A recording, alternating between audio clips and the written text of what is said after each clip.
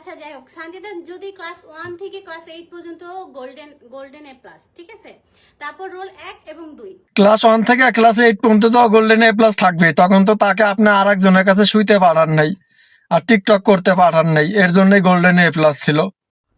নিঃসন্দেহে তুই ঠিক কথা বলেছিস। তাহলে সঞ্জিতা 9 এ এসে 10 এ এসে কি করলো সেটা নিয়ে তোমরা পড়ে আছো, ঠিক না? এরপরে 9 এসে 10 এসে টিকটক করতে পাঠাইছেন, এর জন্যই তো পড়াশোনায় মন দিতে পারেন নাই। টাকা ইনকাম করার জন্য আরেকজনের বিছানায় পাঠায় দিছেন। তো টাকা ইনকাম করতে গেলে তো আর পড়াশোনায় মন বসবে না, দুটার ভিতরে যে কোনো একটা করতে হবে, হলে পড়াশোনা করতে হবে, না হলে আকাম করে বেড়াইতে হবে।